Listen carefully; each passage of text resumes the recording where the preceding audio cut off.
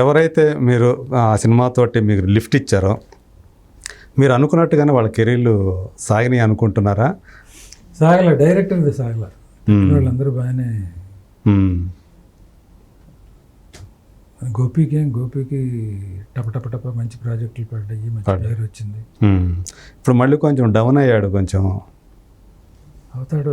మళ్ళీ ఒక సక్సెస్ వస్తే మళ్ళీ అంటే లైమ్ లైట్లో ఉన్నట్టే కదా, అదే స్ట్రీమ్ లైట్లో ఉన్నట్టే. ఒక సక్సెస్ వస్తే మళ్ళీ అన్ని కొట్టుకుపోతాయి మళ్ళీ. దానికోసమే వెయిట్ చేస్తా ఉన్నాడు, అంటే కొద్దిగా వస్తుంది. మీరైతే బాగా నమ్మకంతో ఉన్నారా మళ్ళీ కొడతాడు, మళ్ళీ వస్తాడని? అదే నేను అన్న కూడా అన్నా, నువ్వు ఎమోషనల్ క్యారెక్టర్స్కి బాగుంటుందిరా, అట్లా కాకుండా ఏదో నేను బ్రహ్మాండం డ్రెస్సులు వేస్తాను, హీరోయిన్లతో డ్యూయెట్లు పడతాను, స్టైల్గా ఇది చేస్తాను కాదు, అది కాదు. రఫ్ అండ్ రోడ్ క్యారెక్టర్ ఒకటి సెలెక్ట్ చేసుకొని చెయ్యి అని కూడా అన్న క్యాజువల్గా. ఇప్పుడు మీ భావజాలం అలాగే వాళ్ళ నాన్నగారి భావజాలం ఉందా తనలో? ఉందా అసలు? ఉంటుందా అంటే అతను చేసిన సినిమాలో చూస్తే కొంచెం ఎవేగా ఉంటాడు అనిపిస్తుంది. లేదు పాపం, అసలు ఆ వాసనే లేదు, తెలియదు.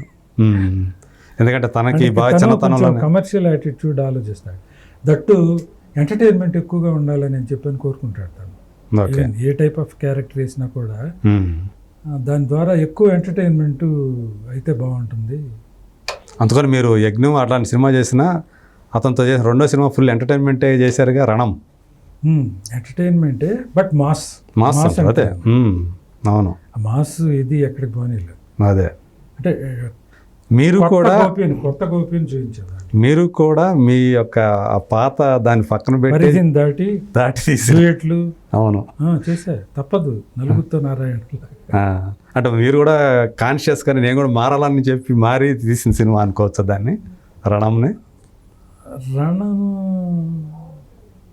రణం క్యారెక్టరైజేషన్ గమ్మత్తైన క్యారెక్టరైజేషన్. అదే ఆ క్యారెక్టరైజేషన్కి ఇష్టపడే చేసింది.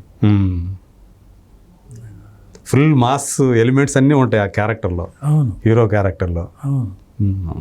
ఇప్పుడు పూరి గారి హీరో క్యారెక్టర్లో చాలా కొత్తదనం ఉంటుందండి.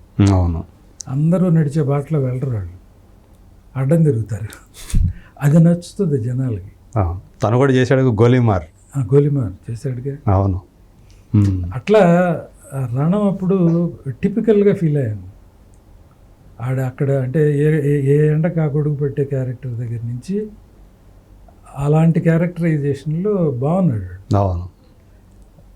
ఫస్ట్ టైం మాస్టర్ వచ్చి నాకు సబ్జెక్ట్ చెప్తా ఉంటే, గోపి కోసం ఒక సబ్జెక్ట్ చేశానండి అని సబ్జెక్ట్ అమరరాజశేఖర్ అది సబ్జెక్ట్ చెప్తా ఉంటే, ఇది రవితేజ కథ కావాలి, ఆ స్టైల్లో ఉంది. గోపి కోసం చెప్తున్నారేంటి మాస్టర్ అని అంటే, సార్ ఇది గోపి కూడా బాగుంటాడు సార్, నేను చేయిస్తా సార్, నమ్మకంగా చేయిస్తానంటే ఓకే, ఫ్లెక్సిబుల్గా ఉంటుంది తను, అంటే రెగ్యులర్గా ఎమోషనల్ ఇవే కాకుండా కొంచెం బయోమీడియాగా కూడా చేయగలడు అన్న ఇది ఉంటుంది అని చెప్పని చేశాడు. బాగా చేశాడు. డిఫరెంట్ గోపి చూసాం. అవును, తనలో అంటే ఆ విలక్షణీయత ఉంది. కేవలం ఏదో ఒకే టైప్ ఆఫ్ క్యారెక్టర్స్ కాకుండా అన్ని రకాలు చేయగలుగుతాడని నిరూపించుకున్న సినిమా అని చెప్పుకోవాలా. ఎందుకంటే మీరు తీసిన వాటిలో రెండు పూర్తి భిన్నమైనటువంటి పాత్రలు కదా, రెండు కూడా ఒకదానికి కూడా సంబంధం లేని పాత్రలు. సో అట్లా వర్సటాలిటీ అనేది అతను చూపించుకున్నాడు. మూడోది కూడా కొంచెం ఒంటరి అది. అవును, మరింత భిన్నమైంది అంటే కొంచెం కమర్షియల్ సినిమా లాగా ఉంటుంది. అదే పాయింట్ కొత్తగా అనిపించి తీసేది. అవును, వాడు ఎవరైతే ఉన్నారా అని చెప్పని ఊహే కదా, ఊహ అంతా మొత్తం అంతా కూడా ఊహే కదా. హీరోయిన్ గురించి ఊహ ఉంది అనేది ఊహ. అవును, అది నచ్చింది నాకు. ఒక్కసారి అక్కడ ఎవరు లేరు, వీడు గాలిలో మాట్లాడుతున్నాడు అనేటప్పటికి అమ్మా బాబోయ్ అప్పుడు ఏమైంది, అదే ఇది బాగుంది, ఇది చాలా కొత్తగా అనిపించింది, దీన్ని బేస్ చేసుకొని చేద్దామని చెప్పని అల్లుకున్న కథ అది. అదే. సో మీరు మీ రవితోటి మళ్ళీ మీ చివరి సినిమా చేసింది మళ్ళీ రవితోనే చేశారు. ఏం పిల్లడో ఆ సినిమా కూడా పర్వాలేదు కదా? పర్వాలేదు, బాగానే ఆడింది కదా. బాగా ఆడలేదు కానీ ఓకే, ఓకే. ఎవరికి ఎలాంటి లాస్ లేదు. ఆ తర్వాత ఎందుకని మీరు ప్రొడక్షన్ బయట వదిలేశారు? ఎందుకని అంటే వదిలేయటం అంటే వదలటం అంటే నేను మళ్ళీ సినిమా ఎందుకు తీయలేదు ఇన్ని సంవత్సరాలు? కొన్నాళ్ళు తీద్దామని సబ్జెక్ట్ కోసం ట్రై చేసాము. అది కాదు ఇది, ఇది కాదు అది అంటా కొన్ని రోజులు గడిచిపోయినాయి. అలా ఒక సబ్జెక్టు బాగుంది, దీన్ని వర్క్ చేద్దాము అనుకున్న లోపు ఇండస్ట్రీలో పరిస్థితులు పూర్తిగా మారిపోతా ఉన్న దశలో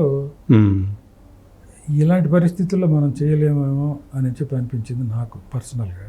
ఓకే. దానికి తోడు పర్సనల్ లాసెస్, తమ్ముడు చనిపోవటం, రామారావు గారు చెల్లెలు చనిపోవటం, చెల్లెలు వాడినా కరోనా టైంలో చెల్లి కూడా చనిపోయింది. ఓహో, ఓకే. సో ఇవన్నీ యాడ్ అయినాయి. దానికి తోడు ఏంటంటే మీ పిల్లలు ఎవరు దీనికి తీసుకోరా? నా దగ్గరే ఉండి నాతో పాటు వర్క్ చేసే స్టాఫ్ కూడా కొంచెం లేరు. ఎవరి దారి వాడు చూసుకున్నారా? ఇప్పుడు మనోడున్నాడు రవి కొంచెం అదే ఆ కాన్సన్ట్రేషన్ కూడా తగ్గింది. అదే. ఓకే. అంటే రవి కాకుండా వేరే ఇంకా ఉన్నారు కదా మీరు తెలుసుకుంటే? నాకు ఎముకబుల్గా ఉండేవాళ్ళు, నా దీంతో ట్రావెల్ చేసేవాళ్ళు. అయితే రవితో అయితే మీకు బాగా కుదిరింది అది, ఆ ర్యాపోర్ట్ అనేది మీ ఇద్దరి మధ్య బ్రహ్మాండం. లేదు ప్రస్తుతానికి, అది ఫర్ ది టైం బీయింగ్ లేదు. ఓకే.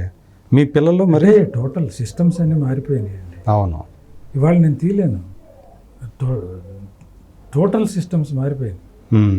అంటే ఎవరు డైరెక్టర్స్ మీ దగ్గర, ఔత్సాహిక దర్శకులు మీ దగ్గర రాలేదా? ఎందుకు వస్తారు, తీస్తుంటే వస్తారు. నేనే బాబు నేను ఇప్పుడు సినిమాలు తీయట్లేదు అని చెప్పి నేనే చెప్తా ఉంటే ఫోన్లో వస్తూ ఉంటాయి స్టిల్ ఇప్పటికీ. సార్ మా దగ్గర సబ్జెక్ట్ ఉందండి, చెప్తామండి, మన బ్యానర్ బాగుంటుందని. మరి ఈ తరం ఫిలిమ్స్ అనేది ఒక గొప్ప బ్యానర్ కదా సార్. లేదు బాబు నేను సినిమాలు తీయట్లేదు ఇప్పుడు అని నేనే చెప్తా ఉంటే ఇంకా నా దగ్గరికి. సో మీరే అస్త్ర సన్యాసం చేసేదినట్టేనా అయితే? మరి మీ పిల్లలు ఎవరు ఈ దీంట్లోకి రాలేదా? ఆ ఇంట్రెస్ట్ లేవా? నేను పెద్ద ఎంకరేజ్ చేయలేదు సార్ వాళ్ళని. అవునా? ఓకే. ఉంది కానీ వాళ్ళలో ఉంది కానీ, బట్ నేను పెద్ద ఎంకరేజ్ చేయలేదు. అంటే వాళ్ళు ఇప్పుడు వ్యాపారాలు అవి చేసుకుంటున్నారా? మా పెద్ద బాబు వచ్చి యూఎస్లో ఏదో బిజినెస్లు. అబ్బాయి పేరు ఏంటి? పెద్ద అబ్బాయి పేరు ప్రశాంత్. ఓకే. రెండో అబ్బాయి ప్రవీణ్. వాడిక్కడే కన్స్ట్రక్షన్ చేస్తున్నాడు. ఓకే. కన్స్ట్రక్ట్ చేస్తా ఉన్నాడు దాంట్లో అన్నమాట, కన్స్ట్రక్షన్ ఫీల్డ్లో ఉన్నాడు తను. కన్స్ట్రక్షన్ ఫీల్డ్లో. Okay. Both of them are doing well. వాళ్ళకి రాలేదన్నమాట ఇది ఉంది కానీ అదే చెప్తుంటే మీరు ఎంకరేజ్ చేయలేదన్న కోపం కూడా ఉంది. ఉంటుంది అంతేగా, ఎందుకంటే చిన్నప్పటి నుంచి ఆ వాతావరణంలో పెరిగిన వాళ్ళు, పైగా ఒక ప్రజానాటి, ఒక అది ప్రజల కోసం పనిచేసినటువంటి, ప్రజల్లో చైతన్యం కోసం పనిచేసినటువంటి ఒక కళా సంస్థ కదా అది ప్రజానాట్య మండలి. ఎంత ఊపిందో ఒకప్పుడు అది. సో నల్లూరు వెంకటేశ్వరులు గారు